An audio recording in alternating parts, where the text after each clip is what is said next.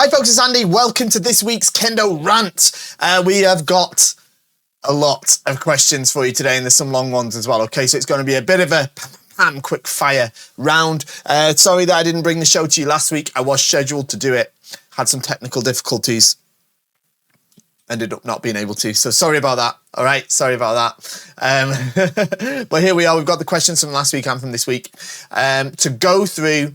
Before we do, don't forget to like, share, subscribe, leave a comment using the word Kendo down below to help us grow the Kendo population and support the channel by shopping at KendoStar.com. KendoStar is the best Kendo equipment website in the history and future of the human race. Of course, I would say that because I own the place, but everybody agrees with me. It's a real win-win. Shop at KendoStar.com. All right, let's get to these questions, okay? Because we've got a lot to get through and I don't want this to be a 2-hour show. So, right, first one, okay? First one's a long one. I'm the same person who last time shared the experience about heart rate as a marker.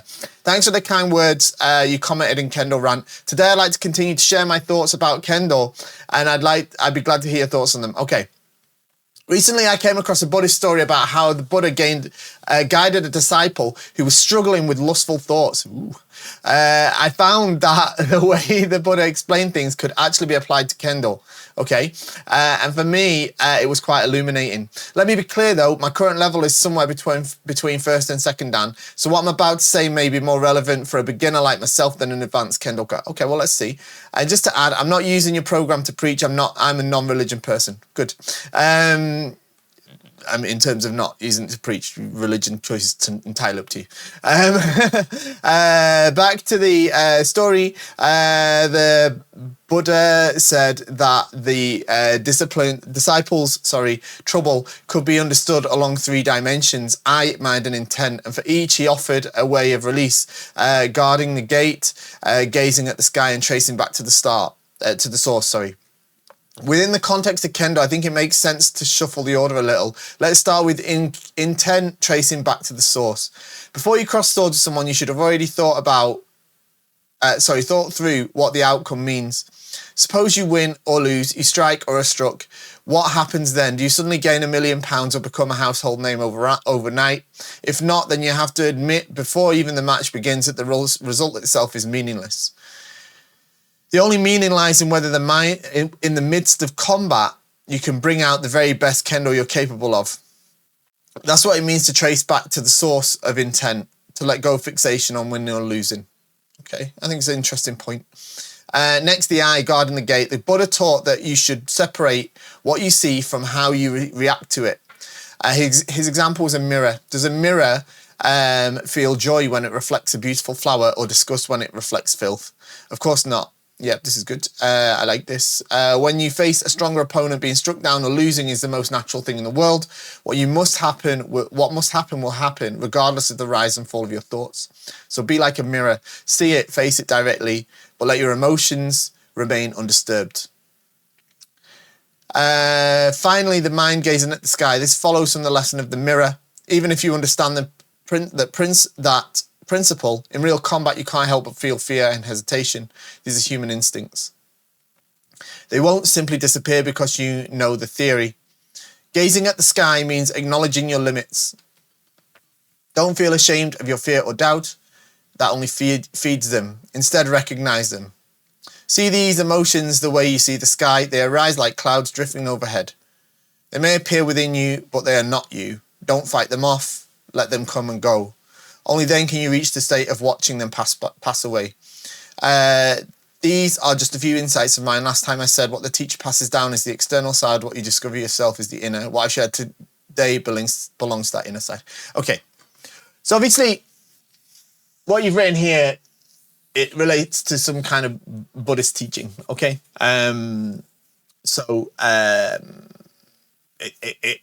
It's quite deep. It's quite esoteric. That being said, I do think you've touched on some interesting points that are indeed very relevant to Kendo. So the first is, the first bit where you mentioned about suppose you win or you lose, you strike or struck. What happens then? Do you suddenly gain £1 million? So I think this person's based or is centering around the UK. So it means pounds as in currency, not as in weight. Yeah. you know, do you suddenly become very wealthy or do you become very famous? If not, then you have to admit that before the match begins, the result is meaningless.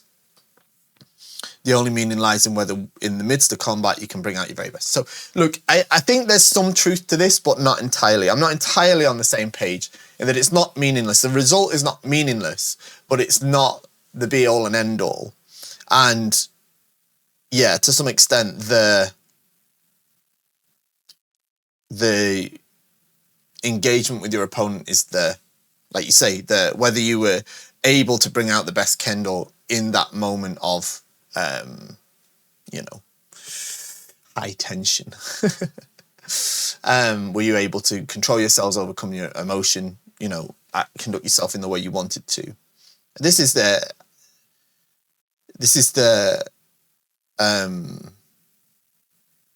you know, yeah. On a high level, I think that is Kendo in its essence, and I like it. One could say that attempting the 8th Dan exam isn't about whether you pass or fail.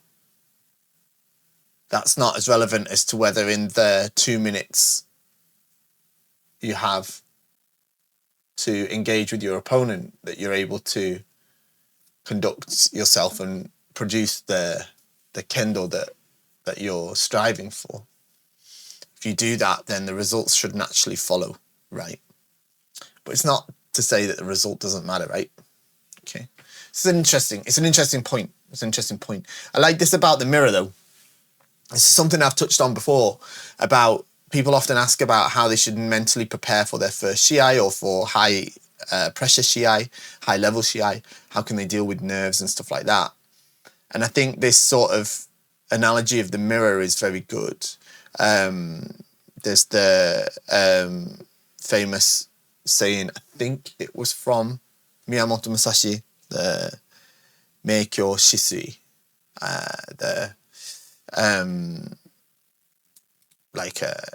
Meikyo Shisui. It's like being the still water that reflects like a shining mirror. That's how you should have your, you know, mindset, which I think is very interesting because, yeah, the mirror doesn't react based on what it reflects. So similarly, if you join it and put this in a practical sense, all right, if you have a shiai, your ability doesn't change based on the strength or ability of your opponent, okay? So you could argue there's no point getting intimidated or afraid that your opponent is going to be very strong. What we get afraid of is we get afraid of the concept of losing or embarrassing ourselves in front of other people.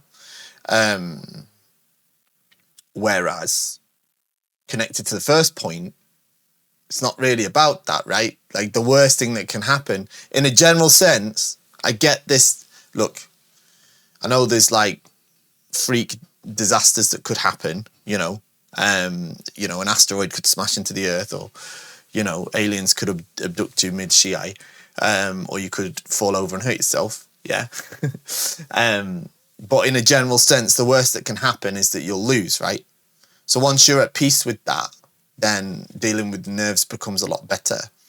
I think that's connected to the first point about that can help us lead on to this mindset that's similar to the mirror, where you don't need to, you know, like I say, your ability doesn't change just because your opponent is stronger or weaker than you. And I think there's an acceptance there which comes into the last point, which is about gazing at the sky, like you said, where what will be, right? You can't control everything.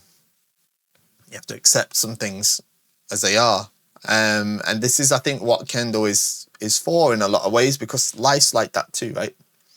So yeah, nice statement there. It's not really a question, but I think it's a nice thing. Right, let's move on. Do you have any advice on how to ask advice from sensei at the end of practice? Should I say arigatou gozaimasu or mashita? How many times should you bow? When I ask someone, they just say keep practicing or okay. When others get specific advice, does this mean I was rude or not good in some way? Thank you, sensei. So I'm guessing from the context of your question, you're in Japan, all right? Because like in an English-speaking country, you'd probably, or outside of Japan, you'd often just say, wouldn't you? Like, can I have some advice? Do you have any advice for me or something like that? But whereas in Japan, it's not, you can say, advice on the guy, but it's a bit odd. So there's two things I'll address here. One's a little bit controversial. The thing is, all right, you're seeing other people are getting specific advice. And when you're going to the sensei, they're just saying, oh, gambare, keep going. Or like, okay, type thing. If you're in Japan and you're obviously foreign, not Japanese, a lot of that will come from the senseis assuming that you wouldn't be able to understand what they can say. Happens a lot. Happens to me a lot. Okay? Even if you can understand Japanese, they assume that you can't. So, they're not necessarily super used to communicating with non-native Japanese speakers, so they're a bit hesitant. So they'll just try to be encouraging, all right? I think when I was generally, I'll generally need to practice with the sensei 4 or 5 times before they'll start giving me some decent advice that's beyond like, oh, you're very good. And when they say you're very good, it doesn't mean you're very good. It means you're better than they thought you would be. So it's kind of normal. If you develop a relationship with the sensei, then they'll naturally feel more comfortable to give you advice, all right? But the Japanese learning style in itself isn't like based on loads of advice anyway. Like in the West, for example, we have a very question-based learning style, right? Where we ask questions of our teachers, we listen to their advice, we ask questions on it, and so on and so forth. The sort of Japanese and probably further Asian learning system, it's more like, and I think it comes from like, I read a really great article from a sensei that I really respect here in the UK. And he was mentioning that, it's based, and I don't know if it's, I'm not going to start, quoting sources and stuff like that, but the article mentioned that, because we have a sort of learning system or what have you that's based on a kind of Socratic, like from Socrates and stuff, it's based on that sort of thinking, asking questions and that sort of thing, whereas the Eastern one's more based on Confucianism. And it was like, it's very much look, copy, repeat, all right? That's how they learn kanji, for example, in Japanese schools. They just copy them, repeat, copy, repeat, copy, repeat, copy, repeat. You don't get to ask questions so much, all right? There's not a lot of Q&As in that sort of situation. And Kendo is very similar. Kendo is not generally, especially in Japan, it's not taught in a way where it's not an open forum for questions. You do what the sensei says, and you try and figure it out if you don't understand. They give you some hints sometimes. But otherwise, you watch, copy, and repeat. So it's kind of normal to not get much advice on that front. And linked to that, and this is why I say it's a bit controversial, is that especially in Japan, I think it's odd to ask for advice, all right? And I think it's something, if the sensei's got advice for you, they will volunteer it to you if they think it's appropriate and a good time to give you, and they feel comfortable giving you advice and they think that you'll take it on board. The key is developing that relationship with that person to get them to feel like they're ready to do that if they feel that that's appropriate. But even then, they won't give you in-depth advice. There's very few teachers in Japan that will do that. You will get it from you won't get it, but they will get it. They deliver it in some situations. For example, in schools, high schools, for example. My daughter's at high school in Japan doing Kendo. Her teacher is an excellent teacher, and she's very good and clear in terms of her explanations.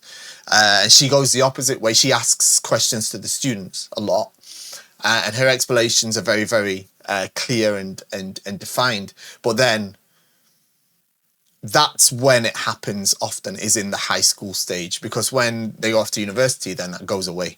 There's not a lot of instruction or teaching. And in general in Kendo, there isn't. You're on your own for a lot of it.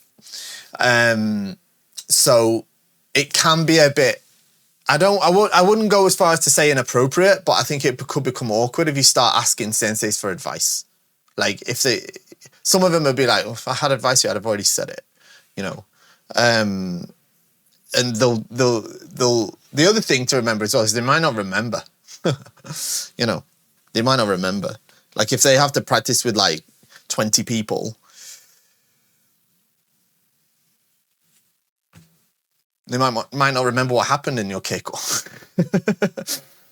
So, you know, there's not a lot you can do. In terms of the difference between arigatou gozaimasu and arigatou gozaimashita, arigatou gozaimasu is a present tense and arigatou gozaimashita is a past tense. So often you would say arigatou gozaimashita. Yeah, I think arigatou gozaimashita. The best way you can solicit advice, because Japanese is a very indirect society, and to avoid awkwardness, go to the sensei after practice, bow just once, sensei arigatou gozaimashita, and look kind of expectantly. And if they've got something for you, they'll say it. Or they might just say, oh, ii ne, or, you know, or ganbatte ne, or something like that. Or they might say something, right? And if they just say, oh, ii ne, ganbatte ne, or something like that, you say, hai, arigatou gozaimashita. And then you bow again. And then, so 2, I think, in total. Throwing my camera off by bowing. 2, I think, in total. And then leave.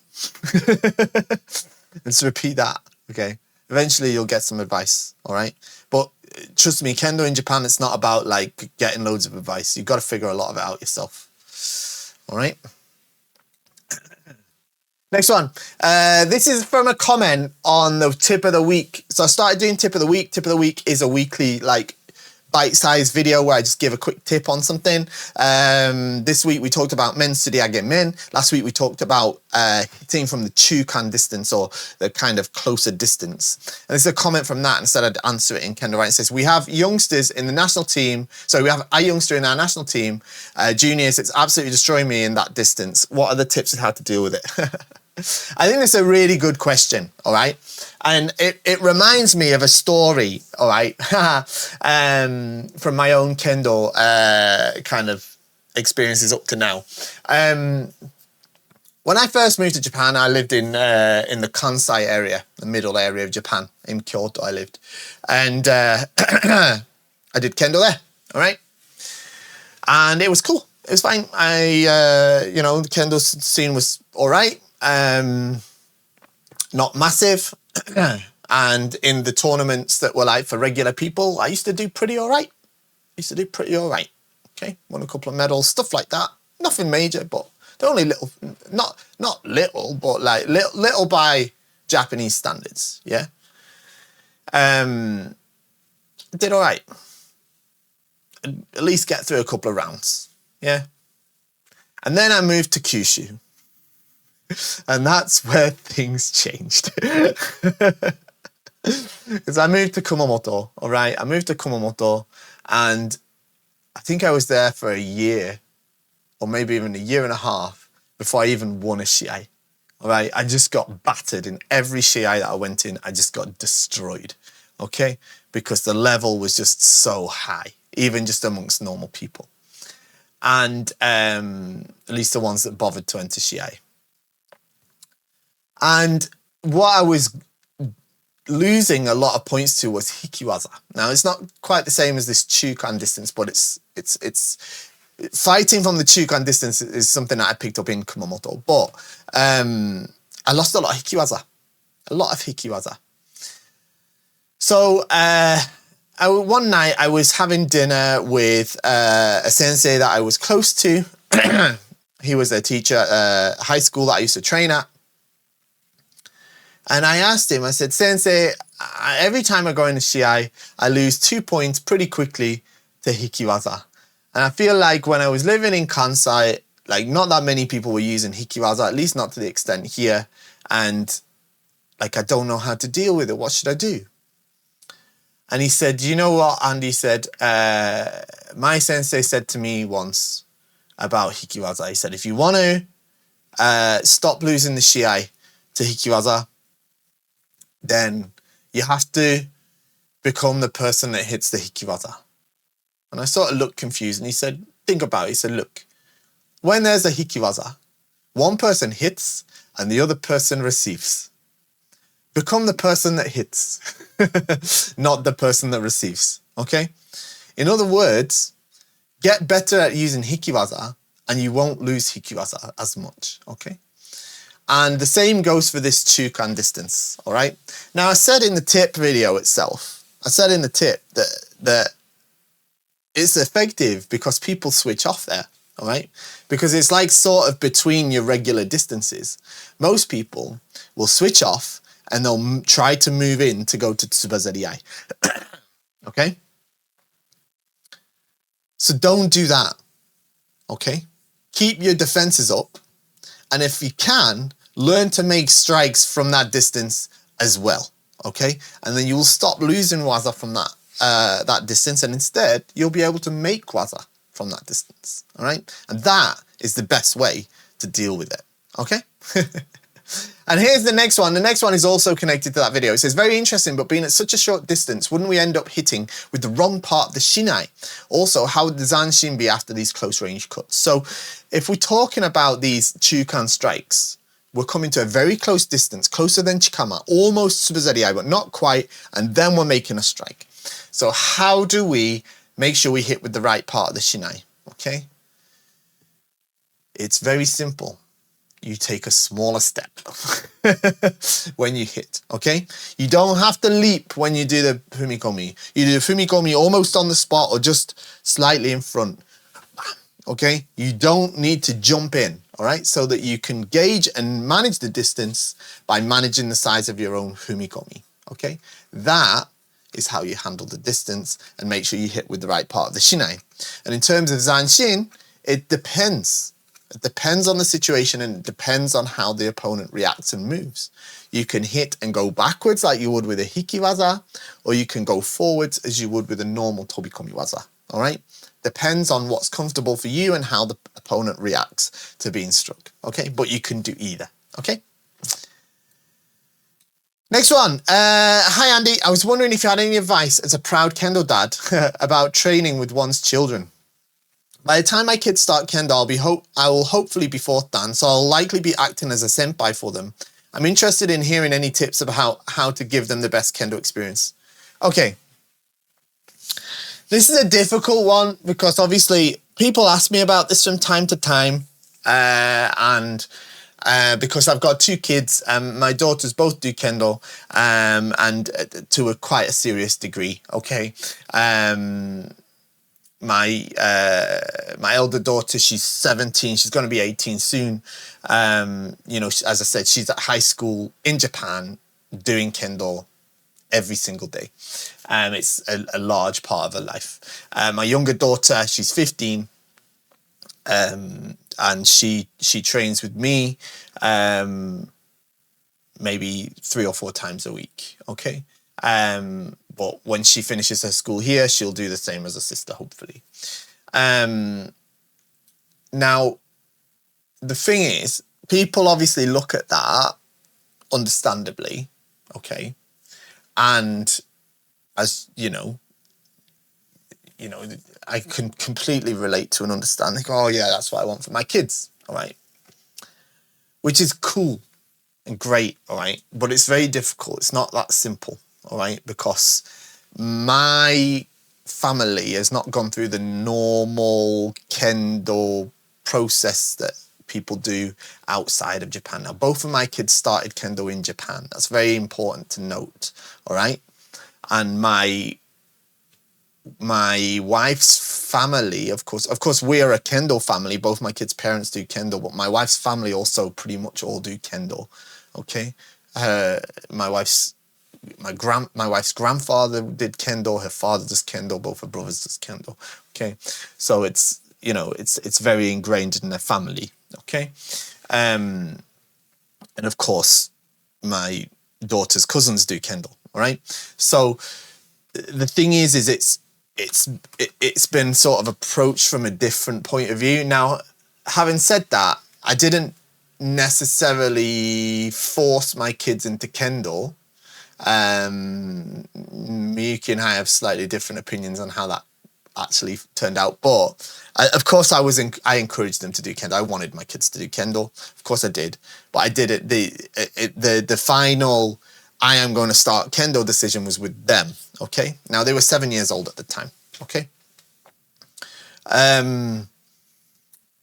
but it was done again in the Japanese way. So in the case of Miyabi, my older daughter, we took her to the dojo. The dojo was literally over the road from school. She finished school. I picked her up. We took her to the dojo. I already knew the sensei because I used to hire the Budokan myself for my own practice. So I came and I said, "Sensei, is it okay? My daughter is 7 years old and she's interested to start Kendo. Can we please watch?" Okay, and we sat and watched the class, and then she watched. Oh, okay. Now that sensei was pretty tough. All right, so I made sure she sat and watched it all, and then she made the decision whether she was going to start or not. Okay, and she decided to. Okay, great, but she did so in the full knowledge that. And this is where it becomes different, all right? Because I realised, because obviously I've got siblings who've got kids here in the UK, and their sort of approach to this sort of thing is very different, all right? It was like, yes, you can start Kendo. More than happy if you start Kendo. Happy for you to start Kendo. But what you can't do is in 4 weeks' time, 6 weeks' time, 6 months' time, say, oh, I don't like it anymore and I quit, right? You're going to invest your time into this, and Sensei is going to invest their time into you, into teaching you, and we're going to invest the money into providing you with the equipment, then you can't just drop out of this when it starts to get hard. And it's going to get hard, okay? And of course, that was the promise that we made, and on that basis, she started doing Kendo, okay? And a similar thing happened with my younger daughter, all right? When she was a bit older, we moved to a different city. There's a different club. She asked if she could come and watch, and then I took her. She came to watch, and instead of watching, she actually, with the encouragement of some of the other parents, she actually jumped in and got involved doing the suburi with the other kids, all right? And then she said she wanted to do it, okay? But we made the same agreement, all right? Now, here's the thing. The inevitable happened. Both of the kids turned around a few weeks later and said they wanted to quit because it was hard, because it was tough. Especially my older daughter, Miyabi, she only said she wanted to quit once. She only said it once. When she first started wearing the boga and she got hit on the kote and it hurt. Okay? After that, she never said it again. Nagomi said it pretty much every week. We had some pretty big battles to get her to go to the dojo. But she went every time. Now, that's not how things work here. All right? So it would have to be approached in a very different way. Now, the thing is obviously that sounds very strict, and it is strict. I get that. But both of my girls now have reached a point where actually they appreciate Kendo in their life, and Kendo is something that they, I don't know if enjoy is the right word, but it's something that they value and they wish to pursue, okay? And they actively pursue without my encouragement or without my, you know, involvement to a large degree. Okay. Even Nagomi, who when she was younger, we had the battles to get to the dojo. Now she's, you know, before school, if we're not in the gym, then train so she can train for kendo. Then she's in the back garden and she's doing suburi at 6 o'clock in the morning. It's just, you know, and that's off her own back. I've never told her to do that once. Now that's something that's come from years of perseverance on her part. Okay. Now, if we had started here in the West, then that couldn't have worked out like that, because it just doesn't. That's not how the culture is here. All right. It's just not how the culture is here. Okay. So it's very difficult. I don't know how I would have approached that, to be honest, because I think it has to be much more enjoyable. I think the kids have to be much more invested, and they have to, what can I say? They have to, I think they need a lot more encouragement. Okay. They need a lot more encouragement. So that's one thing. Okay. Now, in terms of, I think you're in a good position, because you said here, how can you be a good senpai for them? The best thing you can do as a parent, and this is the thing I tried to do whilst we were in Japan. Now, it had to change when we came back to the UK. But the best thing that, you know, what I always tried to do whilst we was in Japan is I didn't teach them. Okay. I did not teach my kids very much. Okay. I left it to other sensei. Okay. I left it to other sensei because when we came back here, and then because there's no other teachers, I had to do it. It's very difficult, and kids can't really distinguish between sensei and parent. Yeah. And it's very difficult for them to be the same thing. All right. It does happen. And in Japan, it's a bit different too, because there are that, but it's not, you know, especially with kids that have the kendo background ours did, where they come from the Japanese side. So yeah, if possible, I think it's good if you can get, if the kids can learn from another sensei and you can support them in that. And of course you can give them tips and advice and stuff, practice with them and stuff like that. But, you know, it's like now is I don't tend to, like my elder daughter, Miyabi, I don't really teach her that much. I'll give her the odd thing. I'll tell her this or whatever, but she has a sensei that she's learning from. So I don't want to mess with that, you know? So, but yeah, I think the key is, if you're doing this outside of Japan, the key to giving the best experience, you've got to find out a way or try to make it that's encouraging and enjoyable for them. All right.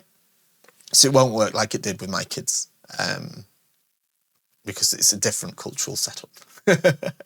Okay, next one. Dear Sensei, I was asked this question by someone I train with and I couldn't answer. Why do we use deer hair and cotton wools for the padding in the kotegashira when by their nature they move around and change shape? Wouldn't it be better to use shape retaining foam to keep the shape and thickness of the kotegashira consistent? Yes, foam is perishable, but I doubt cotton wool is any more resilient, and deer hair has the habit of shuffling out when replacing kote palms. Unless there is the benefit of the kotegashira material shuffling about within the kote, I'm not sure why we don't use foam. Is it manufacturing cost? Right, so if you mold a piece of foam into the shape of a kote like they do with boxing gloves, right? First off, it is not nearly as maneuverable. All right, so you're going to lose a lot of maneuverability in the kote, and people don't like that. I don't like that. All right. Second, the way in which kote are made. All right, they make the hand section, all right, before they put the tenuchi on, as a kind of, you know, they put the back part on and the inner part and the kazari, and then they stuff the padding inside. All right, you can't do that with foam. All right, you can't do that. So you'd have to change the entire manufacturing process. Okay. Now, deer hair is the optimum material for kotegashira because it breaks. Essentially, deer hairs themselves are hollow, so as they get hit or what have you, they break down and they break and they break and they break and they break and they become moldable, and the kote start to fit to the shape of your hand, and they become very, very flexible and still retain a lot of protection. all right? We use wata, which is the kind of cotton wool you're talking about, as a substitute to that because it's cheaper, but can be manufactured in the same way. Excuse me. And some of the modern ones aren't too bad, all right? But foam, you're going to lose maneuverability. It's going to be difficult to manufacture. You know, they're not going to set up a different production line either in a workshop for a different material. You know what I mean? Like it creates all sorts of logistical issues, and I don't think it's a better material. I think it's worse. Okay, next question. This one says, hello, Fish Sensei, a very bloated question. Can you further elaborate on the concept of sen? To my limited understanding, there is 3 types of sen. Sen no sen, sen no sen, and go no sen. Also, paralleling this is the additional concept of sansatsu no ho. And I think I've edited this because I saw this one when I copied it in. I think you wrote sansatsu ho, but if you're going to use sansatsu, it's sansatsu no ho, but usually everybody calls it sansappo. Where seme is applied on the opponent's will, the ki, the sword, and technique. If this is correct, how would you go about executing these principles in a cohesive manner? Thank you for all the valuable knowledge and service. Okay, right, so I know there's a bit of a jump cut before I started this question because I had to go away and look at it, all right? Because it's a little bit complicated. There's definitions in the instructional guide, but I'll be honest, they're not super clear. All right, so I went and I've got the Japanese version of the book too, and I went and talked with Miyuki as well, and we had a read through it. So it's kind of okay, sen. All right, so some of this is right, all right, but I'm going to sort of pick up on the bits where it's not great. But from the English, it says, sen, Mittsu no sen. The 3 sen in Kendo is of paramount importance to suppress the opponent's move at the moment it begins. It may be said that the competition to take sen decides the match. There is said to be 3 sen. Mittsu no sen, okay? Mittsu means 3, by the way, in original Japanese. In the book titled Kendo, written by Sasaburo Takano, the Mittsu no sen are explained as sen, sen no sen, sen, and go no sen. All right, so same as yours, just some people call sen no sen. All right, these can be summarized as follows.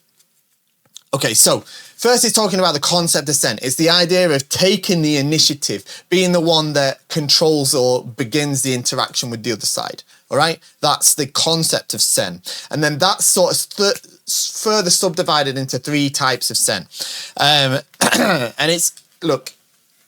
I'm no expert on this. It's a super kind of grey concept in itself, all right?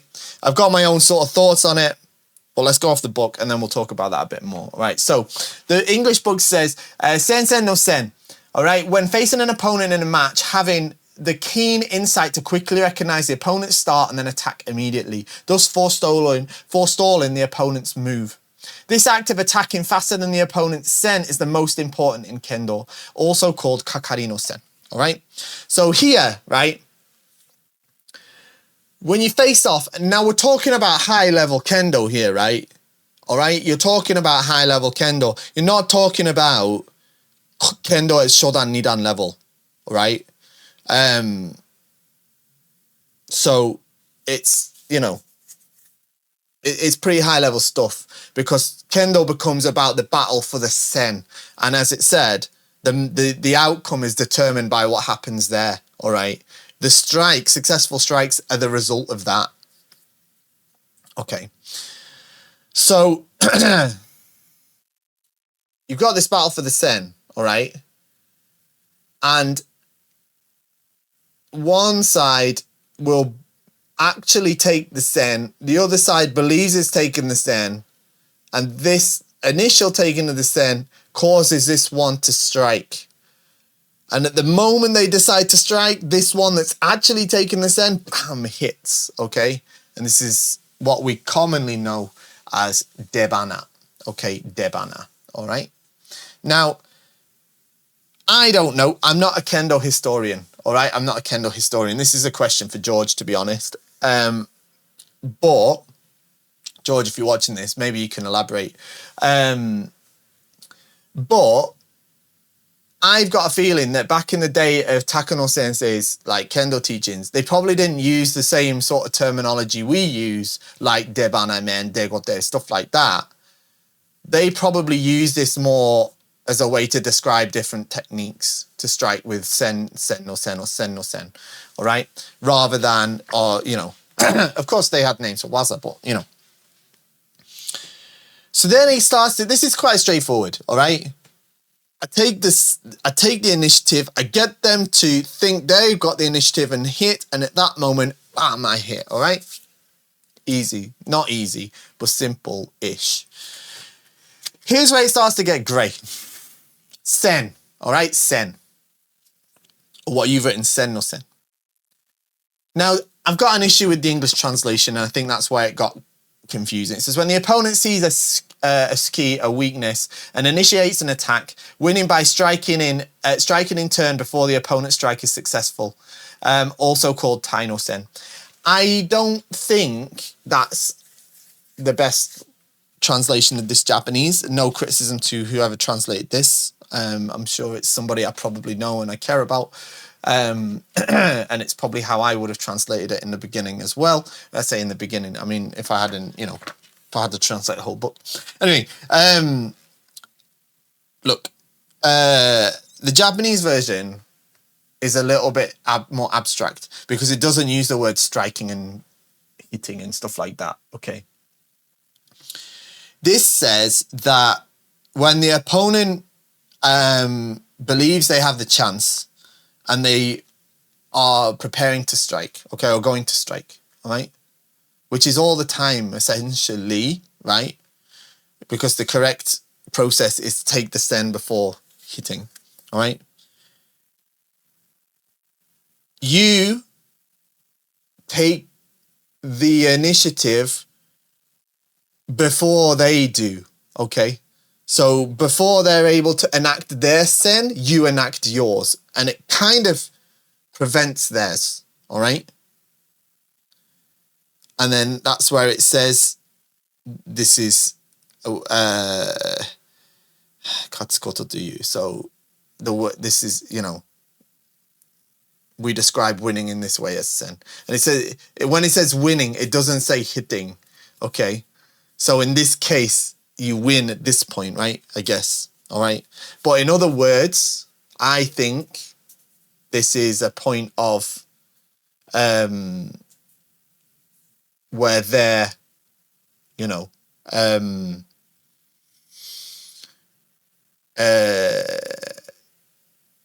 about to take the sen, but you take it first and then hit, all right? So it's like the kind of shikake type. I might have this totally wrong. Right? But this is what I'm getting from this text, all right? After thinking about it lightly, all right? But for me, it's like you take the initiative to create the chance, stopping them to do so. Either they freeze or they try to defend, yeah? And then you hit, all right? And that's the kind of shikake, all right?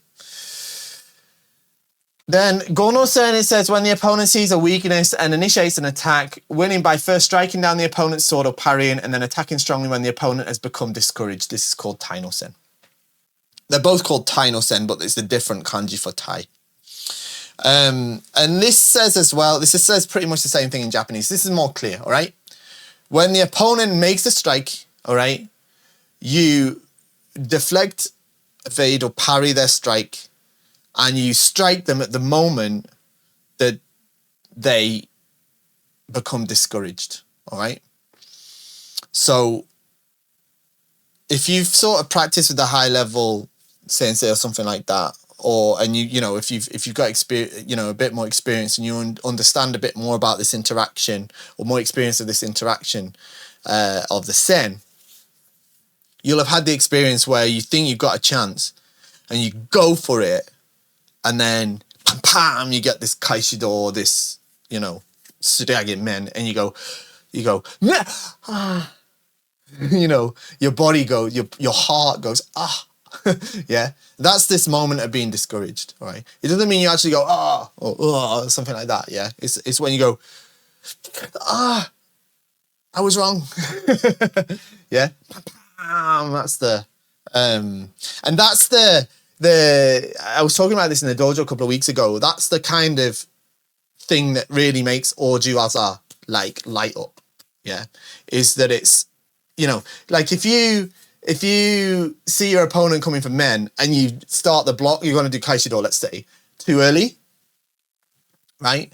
Then it's not going to work, right? They're not going to commit to the men, right? What you've got to do is you've got to take the sen in such a way that lets them pass that point of no return. Yeah, they go right up to that precipice and then they jump off, and that's when pam this comes. Yeah, because they've stepped over that line. There's no going back.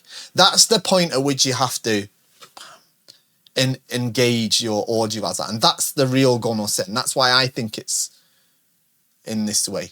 Yeah, considered Gono-sen. Gon means afterwards, by the way. So, so that's that. All right. Now I'm explaining this rather than answering your question. I'm going to get to your question. The answer to your question is reasonably simple, but then you talk about Sansappo. All right. Sansappo is the three ways of killing, it's called. So Sansappo is here. I've got the Japanese text here, but Sansappo.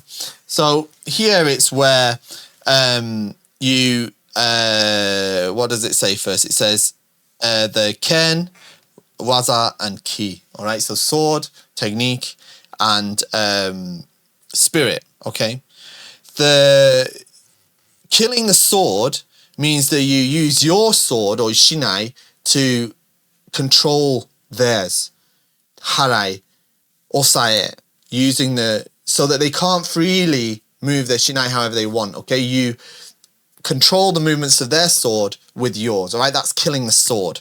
All right, killing the waza is when you're in control, especially with your seme, that your opponent doesn't feel like they can make attacks against you for fear of being struck. All right, this is the killing the waza. Yeah, they have no techniques that they're willing to engage in.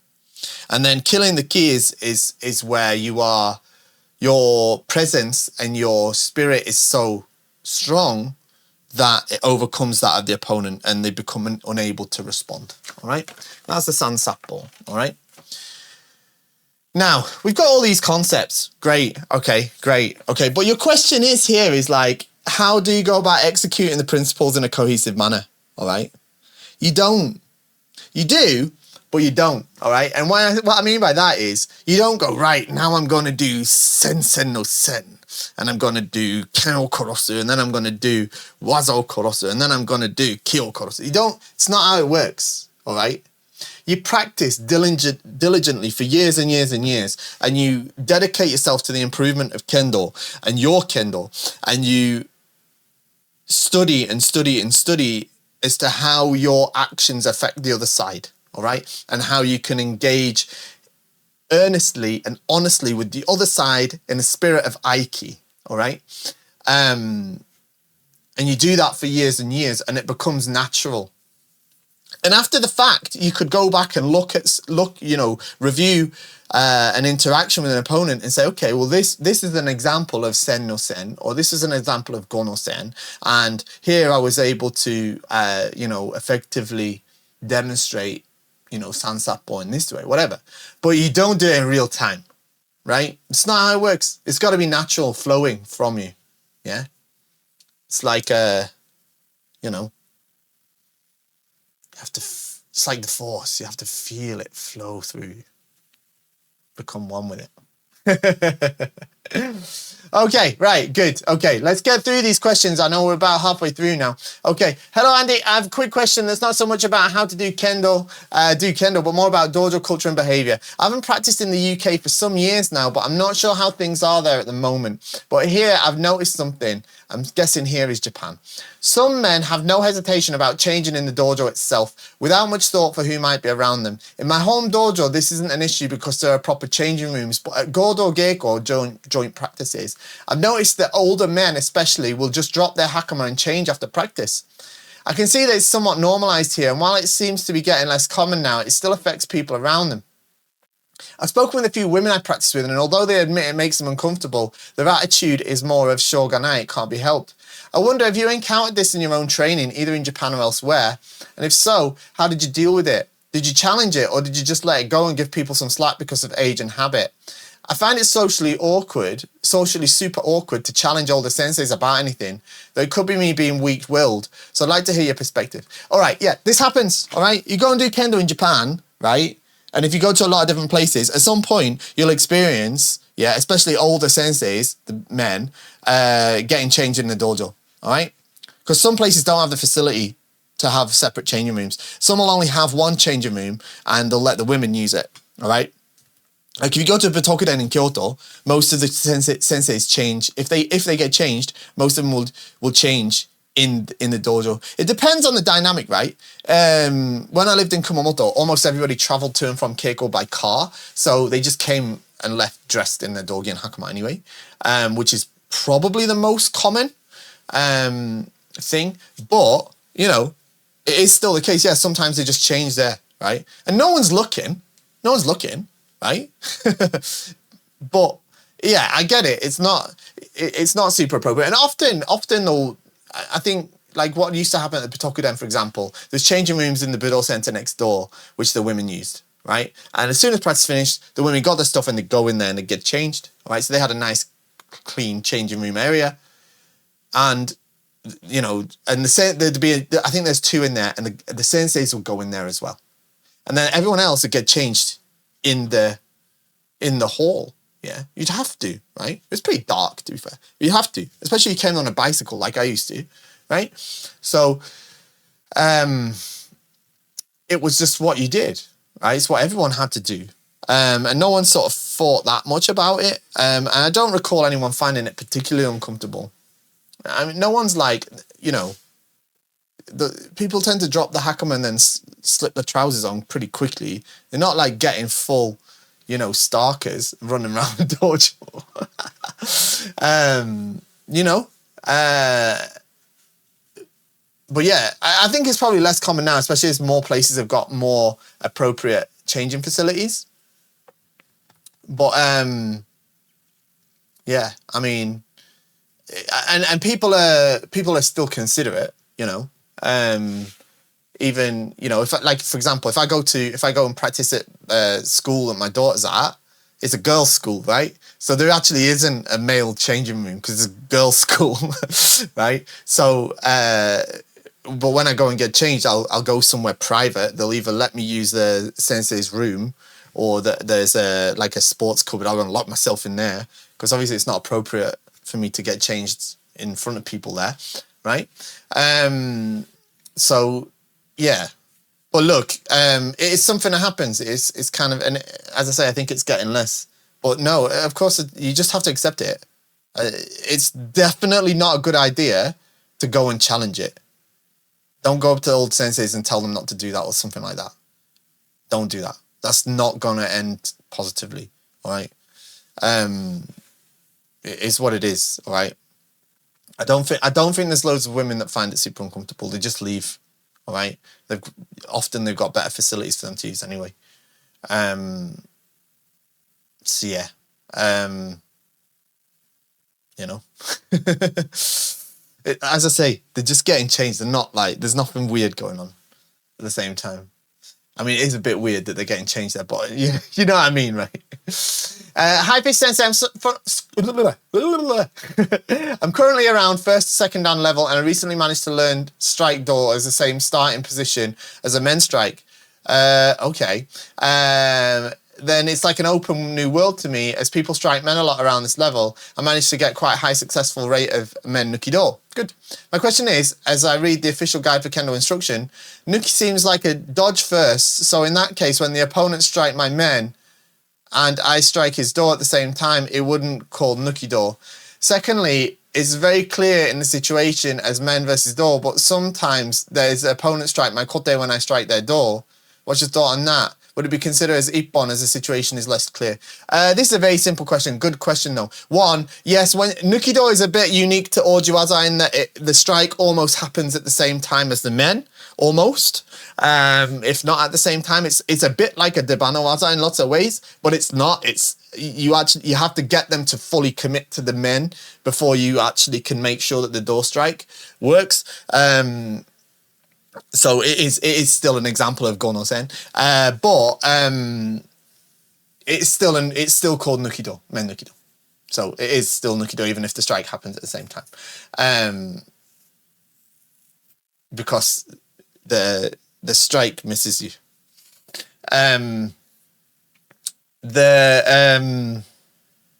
If they hit kote, then there's no kote Nukido.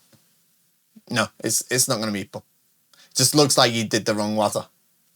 Okay, so it means that it wasn't full. You didn't really get them to hit your men. Yeah, so there you go for kote and you hit the door. Nobody's getting ippon there unless they smash your kote. Then you're gonna lose kote ippon. Next one. Hi Sensei, I recently watched a video where you break down the requirements to pass each grade. If rationale, as mentioned when explaining Oyo, is only required to pass 4th dan and above, I'm wondering about Kendokas who are quite on the competitive side, joining major tournaments like WKC and below 4th dan. I'm guessing they have to learn about rationale a lot earlier than 4th dan to be somewhat successful in their matches. I'm also guessing that maybe for Japanese Kendoka that start earlier in life, the timing might line up better, but for Kendoka that start a lot later in life, I'm wondering if the grading criteria is a good metric to measure your progression. Me personally, I'm struggling to understand where I'm at in Kendo. I don't know, am I behind or ahead or just right? Thanks for your advice and insights. Look, you don't have to, yeah, okay, so Oyo and the rationale, which is DI, Oyo means the response to the other side, all right? And, you know, yeah, of course, if you want to be good in Shiai, you have to understand that regardless of what grade you are, all right? So, like the good high school players in Japan, they're like Nidan, Sandan, whatever. Of course, they understand the concept of DI and Oyo, yeah? They're not as good at it as adult players, right? But they do understand it. The successful ones, right? And same with your high-level players. It's not about downgrade. It's not, oh, you don't have to worry about it until you're this grade. Yeah. It's an aspect of Kendo that's important. It's just that it doesn't have to be clearly demonstrated in grading exams until 4th dan. All right.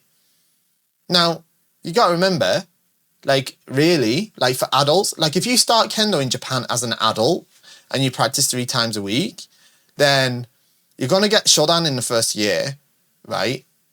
And if you're seriously trying to get better, yeah, in the first year, and then probably, and then you're going to get Nidan a year after that. So you're 2 years in and you're Nidan, right? All right. And then you've got 2 more years. So we're 4 years in now and you're Sandan, right? So you've only been doing Kendo for 4 years. Then it's not a lot of experience, really, you know, and you're at Sandan, all right? So now, from that point, you have to start understanding that Kendo's not just about your technique, yeah? It's about interacting with the other side, yeah? And essentially, yeah, if you've been doing Kendo for more than sort of 4 or 5 years, you should be understanding that, yeah? You should be understanding that, okay? Regardless of what dan you are, yeah? So yeah, like the 4th dan exam is an exam you generally, you know, if you start as an adult. Now, don't forget, in Japan, most people don't start as adults, they start as kids, right? So they get Shodan when they're like 13, but at that point, they've already been practicing for like 6 or 7 years. But, you know, kids tend not to really focus on this sort of thing that much. They just go off their own, like, feeling, right? Until they get to like 12, 13, and they start to become a little bit more cognizant of what's going on the other side. Now, sometimes you get these superstar kids that are like 10 and they're battering people, and it's because they've got an early understanding of this idea of Oyo, all right? It's nothing to do with a downgrade, okay? So, yeah. So it's not a case, all I'm saying is the downgrade doesn't equal it doesn't unlock that part. Yeah. You just have to show that to get through that test. You understand what I mean? Does that make sense? That makes sense. So yeah. And in terms of struggling to understand where you're at Kendo, there's no such thing as behind or ahead or just right. You are where you are. Yeah. There's where you might want to be and where other people are that you might be comparing yourself to are. But where you are is where you are. It's not, you're not ahead or behind of anything. You're where you are, and then the rest of it is up to you in terms of your progression, and what works for you and what's appropriate for you. You know what I mean? Okay, next one. All right, we're running through these now. Okay, Sensei, first I wanted to write a note of thanks. I really have I've been watching the Kendo show from time to time, and I was brand new 0, and now I'm Shodan. Oh, brilliant, brilliant. So we got a 0 to Shodan. Good job. It's been a long journey, and I've had to move 3 times in 6 years for work. One of the only constants is that the journey's been that on this journey has been your content and fine KendoStar products. Shop at KendoStar. Thank you very much. I've encountered many amazing high-level sensei from around the world, but thank you for making yourself available through the shows and your videos. Thank you. Oh, look, okay. Thank you very much. I didn't copy this in because you're just glazing me, but I appreciate it. Thanks so much. Keep up the good job, good work. I really appreciate the kind comments. My question is, have you ever had a period of time on your Kendo journey where the harder you train, the more it seems you're going backwards? My team received first place in a tournament last January, and it really motivated me to push forward. But in the past 8 months, I've not received a single ippon in competition, and my main note from my shinsa was that my attempts at debana men and kote were far too slow and not crisp enough. Things kind of came to a head during a keiko with a high-level sensei in my dojo, and I became angry with my waza and I almost had to ask to stop.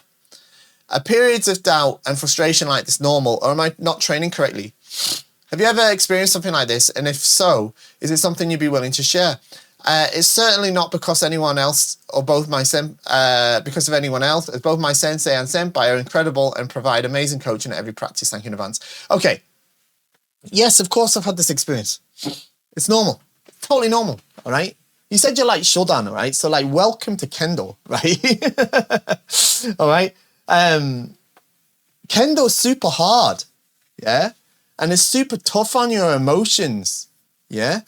And the problem is Kendo is so connected to your mental and emotional state that, like, when you start to hit hardships like this, and it could be not connected to your Kendo, it could be something in your personal life, it will affect what happens in your Kendo. But what I often find is, like, and this is just me, but sometimes we have these periods or slumps where everything's not going to plan. You know, we're not making ippons, we're not making strikes properly. People that we can normally sort of go toe-to-toe with are kind of getting the upper hand on us. We don't feel like we're making any progress. We feel like we're going backwards even. All these sort of things, right? Of course, I feel like that often, and I think lots of people do. But I'm sort of convinced that what this is, I think this is the period where you're improving the most. Because what I feel like is when you have these periods that tend to be quite short, where you feel like everything's working and everything's going to plan and everything's doing great, I feel like that's like the result of a previous period of that hardship. Yeah. And that's the bit where you're actually like progressing, and then you get the fruits of that progression and you have a little period of where everything seems to click into place. And then you go, okay, cool. This is my new standard. And then the thing is though, is where you're going next is up here. So this journey between where you're at now and where you're going to get to, like, is filled with everything not working because you're not here yet. Do you know what I'm saying? Right? So you start off here and you're going to get to here, and this journey from here to here is tough and feels like everything's rubbish because you're not here yet, right? And you're judging yourself by where you want to be, and you go, because you've done this, right? Now you want to be this. And it's not conscious necessarily. It's just how your subconscious works. And everything's like, no, it's not really getting there. It's not really getting there. It's not, this is not working. I think I should just stop and give in. I think I'll just stop and give in. And then bam. Then you have a couple of weeks where you're like, wow, I can do this. I can do this. And then like you sort of subconsciously realize that now you're going to start judging yourself to this level. and then everything here is going to be a real pain. All right. And it's not just a pain. Sometimes you get little sparks along the way, you know. But it's totally normal. And of course, I've experienced it lots and lots of times. Lots of times. All right? Lots of times. So don't worry about it. Keep cracking on. All right? Because you're doing great. You're doing great. All right? And you'll continue to do great. The important thing is that you keep doing it. You keep pushing. All right? Up to that next one. All right? Because you will come out the other side. No matter how dark that tunnel seems, there's light at the end of it. All right? I promise you. Okay, right. Another sip of water and let's move to the next one. Andy, could you run through door sizes and how it all works, please? I get confused when looking at buying a door. I'm 178 centimeters tall and 87 centimeters waist. So I guess my question is, what size range should I buy? So it depends. If we're talking about in-stock door, generally there's like, what do we have? I think we have 4 or 5 sizes. We have super small SS, which is for like little tiny kids. I don't even know if we keep that in stock these days because it's for like 4 and 5-year-olds. There's S, which is for little kids and really small framed people, adults. Then you've got M, L, XL. Oh, I've got another side. We've got XXL as well. All right. And they're mainly based off your height. All right. If you're 178, L size is fine. All right. 178, like L size goes from 165 up to about 180 and you're all right. Okay. If you're over 180, then we want an XL. All right. You could use an XL at 178. So it's not a big difference, like that much difference. All right. In terms of the door die, all right, a bamboo door is made to order anyway. All right. So it'd be made to your waist size. Plastic door, resin door, like a Yamato door, something like that, a synthetic door, is size adjustable. All right, you can use the Himo or you can put a spacer in the back and it will stay to that size if you leave it like that for a couple of days. So you can adjust it to the appropriate size for you anyway. And the door die, there's basically the small sizes and then the 50-piece ones are pretty much all one size. All right, so even the M size and the L size, the XL size, the door die is the same. All right, it's the money that's different. So that's how it works, all right? So, but for you generally would just go with an L size and it will be absolutely fine. Next one, will we ever get a bi-weekly or monthly Kendo podcast? I mean, that's kind of what this is. I know it's not a podcast, it's a YouTube video, but you could like put it on YouTube and then just not like look away. But you know, the thing is, I've thought about this, but if it's going to be a podcast, right, I can't do it on my own, innit? Right? So I need someone to do it with me. And I thought it'd be fun, but I don't know. I need to think about it. I've got ideas of who I could do it with. I could get guests on, stuff like that. But like it's another thing I'd have to manage. I don't know how to upload podcasts and stuff like that. I'd probably have to figure that out. Is this something people want? Really? I think it'd be cool, like, because at the minute, it's just me talking at the camera and you only get my side of things, right? But I sometimes think these sort of questions and stuff would be fun, like, not just to have my input, but to get, like, another person's input as well. Or if it was to talk with somebody else, you know, talk to them about their Kendo and stuff like that. Maybe I'll think about it. Maybe we'll do something like that. It would be fun. It would be fun to do some, like, interviews, maybe. Like I did with Yuki Ogata Sensei. That was just an interview rather than a podcast, but, you know. Would be fun. We'll see. A question arises for me is, how do I get better at moving through my... Okay, so I think this is the last question. No, it's not. Second to last question. Third to last question. All right, this is sent to me by email because it was from the feedback video I did yesterday. All right. A question that arises to me is, how do I get better at moving through my opponent when A, I find it physically painful to launch myself like the pros do, especially since trying to do exactly that is what quickly led to my foot and Achilles problem. And B, I'm heavy, about 20 stone, 125 kilos. All right, well, you're heavy, but you're not like that heavy. You are heavy, but not like, you know, there's people your size doing Kendo. And find it really difficult to pull myself with my right after Fumikomi, maybe.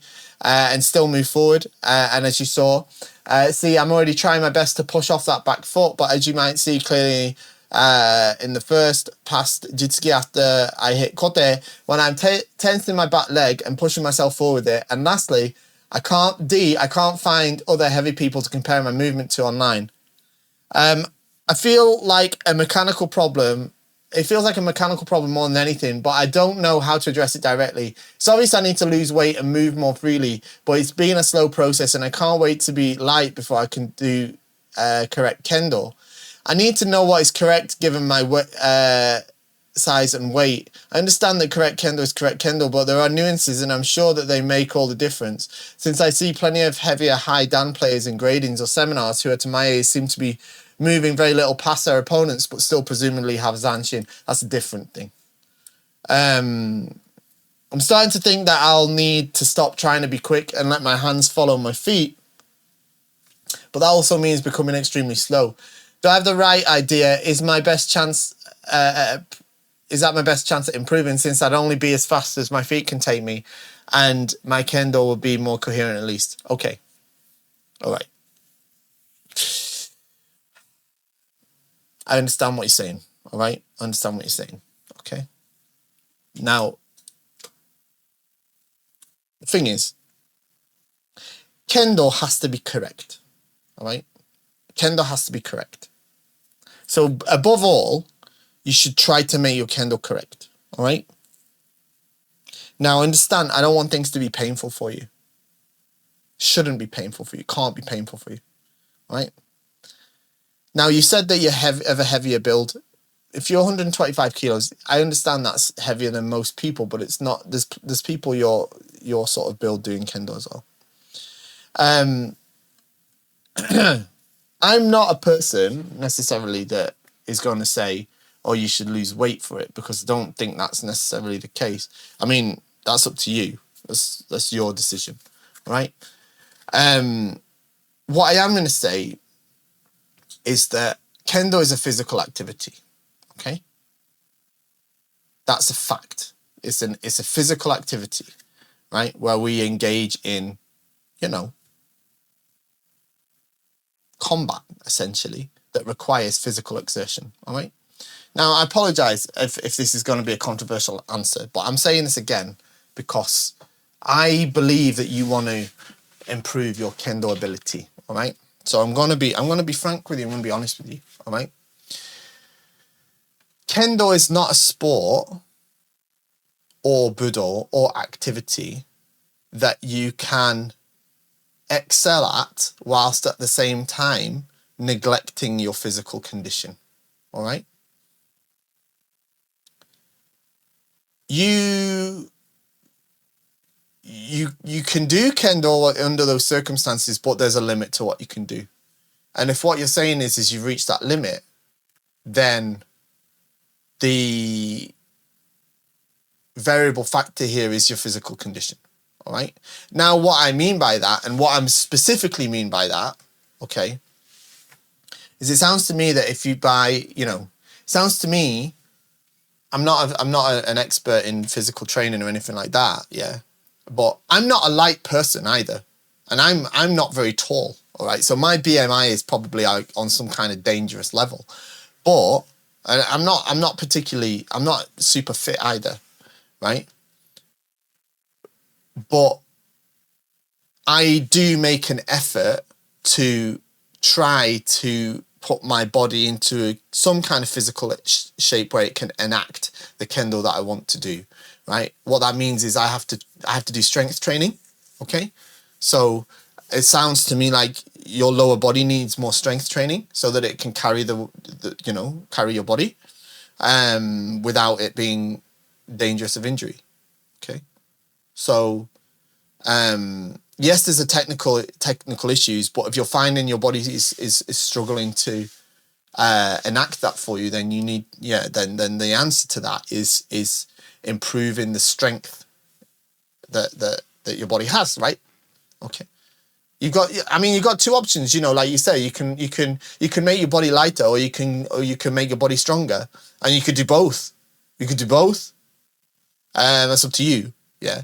I'm not about to tell anybody what they should do with their body. I'm not saying that. I'm just saying that if you want to execute kendo movements efficiently, then you need a certain level of physical strength, right? And yes, I understand you've seen higher level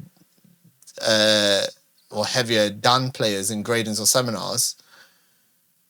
Now, I'm not, obviously, you know, there's senseis that are right in their 80s and they don't have that physical strength. But at the same time, most of the top senseis that I know, like that are in the 70s and 80s, they do a lot to take care of their physical body as well, so that they can carry on practicing. And they're in good physical shape. Now, of course, they're not as dynamic as younger people, yeah, but they're still, you know, caring about that. And what you're seeing when you see these senseis, you know, especially at seminars, and I'm not saying that you have to go past your opponents into the distance. I don't like that. It should just be 1 or 2 steps. But that isn't really what you were doing in the video. You were hitting and stopping on the spot. And the higher level senseis don't do that. All right? They don't do that. So much. All right? And especially not when they're doing a sort of, let's call it a gokaku geiko, like in a peer level keiko or shiai, right? Or grading. They might do it when they're stood there as teachers against beginners because they're teaching. Yeah? It's different. It's different. Shido geiko from a sensei like is different. You can't look at the Hachidan sensei and when they're doing some sort of thing to teach, and especially when they've got to stand there. You have some 70-year-old Hachidan that stands there. They have to do keiko with 40 people in an hour. Stand there for an hour solid doing that, and you know, of course, they're not going to be running up and down the dojo. Yeah, so it kind of this isn't towards you at all, but it kind of grinds my gears a little bit when people like call it Hachidan Zanshin. I've heard that term before when you hit and then don't do anything or something. Like, it's not Hachidan Zanshin. That's them conserving their energy to some extent. And like I say, participating in Shido Geiko, in instruction. Yeah. Rather than, they don't do that you put 2 of them together, they don't do that. Right? And you know, okay, someone can post me a video of some 85-year-old, 90-year-olds in the Kyoto Taikai that physically can't do that. That's fine, but you know what I'm saying, right? It's not, you know, it's not a thing. I just don't, you know, I do get it. I know what you mean, but anyway, I'm that's a total tangent. And it's not relevant to what you're saying, and it's not towards you. What I am saying is that I think the answer for you is to try to do Kendo correctly and try to improve your physical condition. It's up to you about what you want to do regarding your weight, but you certainly need to, I would say, you need to increase your physical strength, okay? Of your lower body, especially, okay? And there we go. Next one, 2 left. We're nearly there.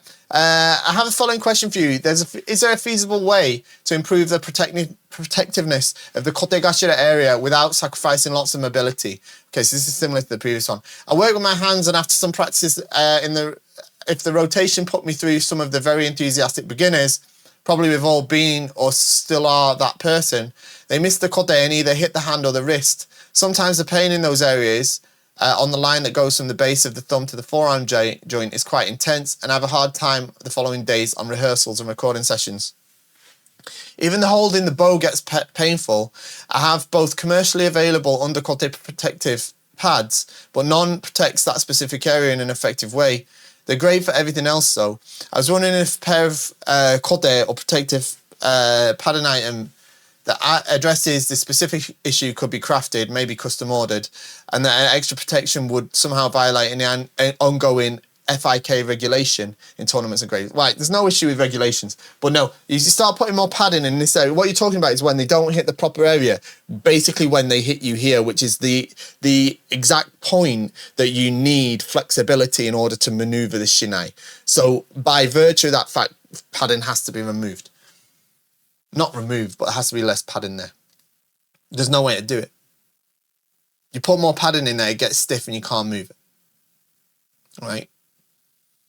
So the 2 things you can do, 3 things you can do. You talk to your sensei, tell them to tell the beginners to hit less hard. 2, depending on your standing in the dojo, you tell them yourself, don't hit that hard. All right? Hit gently, focus on accuracy, not power. All right?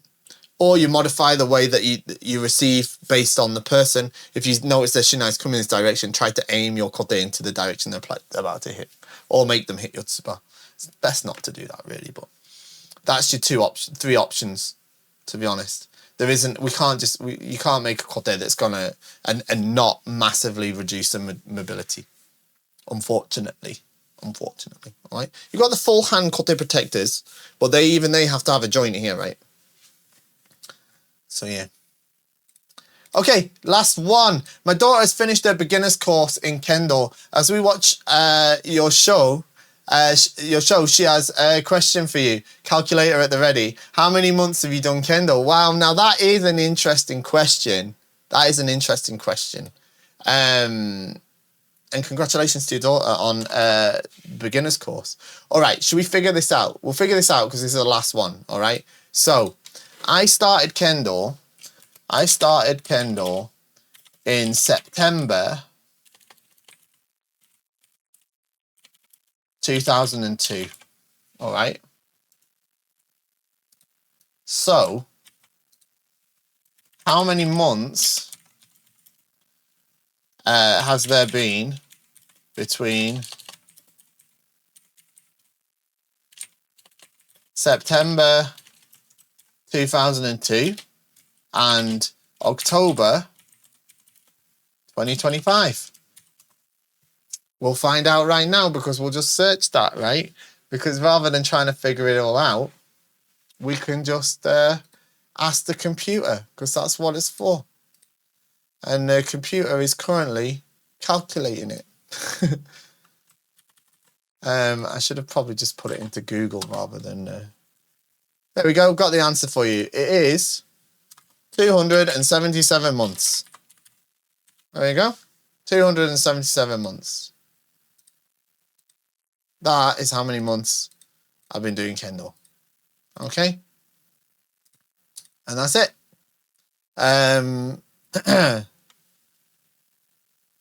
So yeah. So if you count both September 2002 and October 25 inclusively, it's actually 278 months. But whatever. All right. So there you go. 277 months.